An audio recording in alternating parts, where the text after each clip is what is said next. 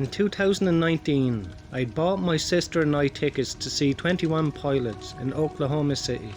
At the time I was a 20-year-old petite woman. I'm a super fan of their music, so I made my sister pack and be ready to line up at the venue around 2 to 3 AM to get decent spots. In the pit. We got there and were greeted by other fans and had a pretty good time. I was able to park my car in a lot pretty close to the venue and got away with it until about 5 or 6 AM, when police and venue management told us that anyone parked on the lot would be towed, if not moved, in the next hour. At that time, the venue management had made an actual line to clear up the door. My sister didn't have her license at the time, so we were able to become acquainted with some of the people in line. So I felt comfortable for her to stay in line while I found a new parking spot. Fast forward to me finding a Sonic Burger that was close by, and I figured I could get away with free parking. I started a close to a mile walk back to the venue. Then I found an alleyway that looked to be one of those nightlife streets that was connected to bars since it was broad daylight, and I knew I would save time going this route. I wasn't apprehensive about taking the alleyway, although now I wish I had been. Halfway through the alleyway I saw a thin man, no later than in his 40s, sitting at one of the bars. When he saw me, he made a joke about a pillow I was carrying. My sister had texted me and asked me to bring one back, so that she could nap before the concert. He then asked me where I was heading, which I stupidly told him the concert downtown. He asked me if I wanted drugs, in which I replied no, and then asked if he could come with me, which I lied and told him that it was sold out. This entire exchange I kept walking while he was talking, to hopefully shake him off or show no interest in the conversation. When I had reached the end of the alleyway, I had a bad feeling that I was being followed. So when I turned the corner, I quickly jogged to hopefully gain some distance between us. If that was the case, unfortunately I was correct. I remember hearing fast footsteps following behind me, and then abruptly stopping when I turned to look behind me. It was almost like a movie, where he'd rushed behind something when I turned, thinking that I didn't see him. At this point I panicked and started trying to spot the closest store to me. It was almost 6 AM at this point, so anything I did pass was closed, but I was in a suburban area with more apartment buildings than stores. I turned another corner and saw a man was coming out of his home. I hurried up to the man and remember asking him if he could help me because I was scared, and I felt unsafe because there was someone following me. At this point, the scrawny man from the alley had gained on me and was only a few feet away from us. The man following me then began telling the guy I was asking for help that I was a liar and don't listen to her. The guy coming out of his home then looked at me and then back at the creep and told me sorry, I can't help you, and proceeded to close his door in my face. I've never to this day felt so utterly helpless in my life. I turned to the creepy guy and pled with him to please leave me alone. He kept telling me that I wasn't going anywhere and I wasn't going to the concert, and a bunch of other threatening comments. By some luck I was able to spot a group of people in 21 Pilots merch across the street and sprinted across to them. I quickly told them what was happening and if I could walk with them to the venue, and they told me yes. I think the creepy man lost interest in me as I saw him walking slowly back in the opposite direction. I was able to make it back to the venue fine, but immediately broke down upon seeing my sister. I thanked my new acquaintances and called the cops. To this day I still didn't hear any more about the man, or if he was ever caught.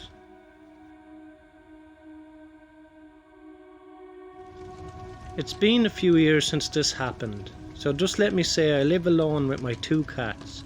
We live in a flat, but the front door is on the street level, so when you open the door you go up the stairs and you're already inside. I'm in my mid-30s, female, very small, petite, and lucky enough to still look young. I still get ID'd when I ask for cigarettes and alcohol. I also smoke outside by the front door, as I don't like the smell of smoke inside. I don't live in a rough part of town, so it's pretty normal to say hello to people walking by, and they're used to seeing me smoking outside. so we often exchange greetings. People regularly use this area as a shortcut. My last cigarette is around 11:30 p.m, before I go to bed. Of course, when it's really dark, it feels unnerving, but as I said, it's a nice area of town. With all that said, my flat is only one of two in the area. It's not the best looking. The rest of the houses are beautiful here. Pretty decoration, nice cars, lovely flowers, basically richer and a lot nicer than mine. I'm pretty poor, as you can tell. For a few weeks before this incident, I kept hearing my front door handle moving, as though someone was trying to open it. I put it down to kids walking to or from school, but then it would happen in the middle of the day, then in the evening. But each time I got to the bottom of the stairs to investigate, no one was around. This one night I went for my last cigarette at 11:30, got ready and went to bed. I fell asleep quickly. At one point I woke up slightly because I heard the cats playing. I rolled over and went quickly back to sleep. They woke me up again. I could still hear them playing, but I also heard them growling, whilst they were lying next to me in bed. I sat bolt upright and realised the sound was coming from the front door.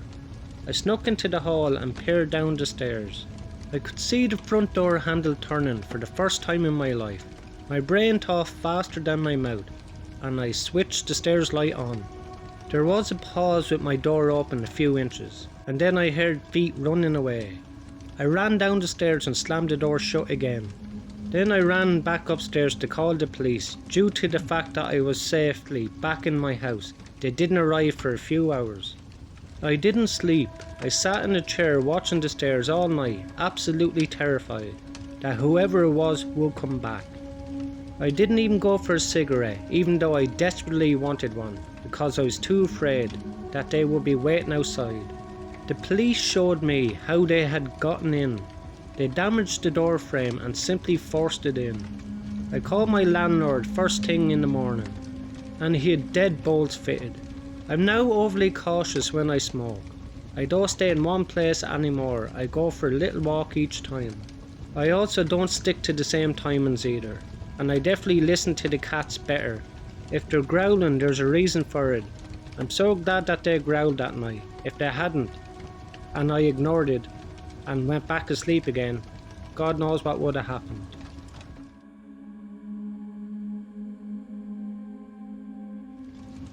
Yesterday, my daughter and I went to one of those app-based games. It's like a scavenger hunt, but digital. We had to follow the map.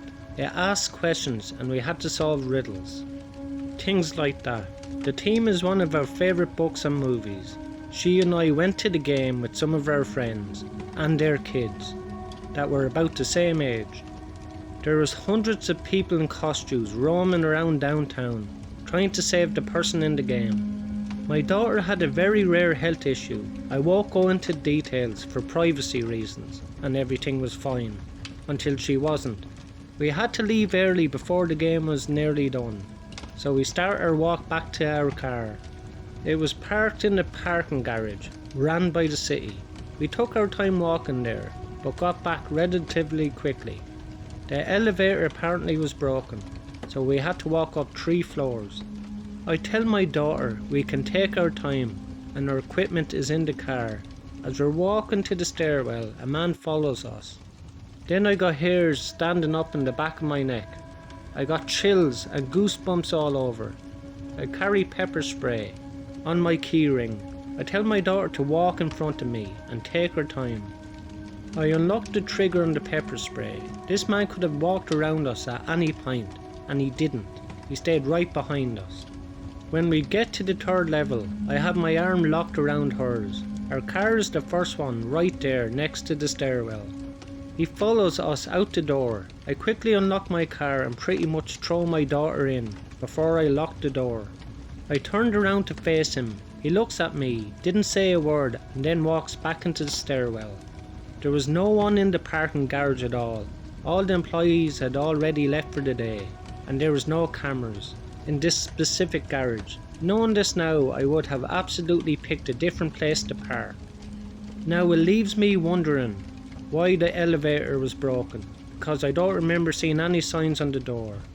We didn't ride the elevator down because my daughter likes taking the stairs, but going down is way easier for her than going up. With that question in mind, it leads me back to this man. Was he simply lying in wait, being patient for whoever was going to walk through the doors first? And finally, was he after me or my daughter? It's safe to say I never parked there again after that night. Thanks a million to everyone who liked, subscribed and commented on my videos. I really appreciate it. It helps out the channel a lot. If you enjoy these 3 videos, you will enjoy the next 3 videos in the box above. Thank you.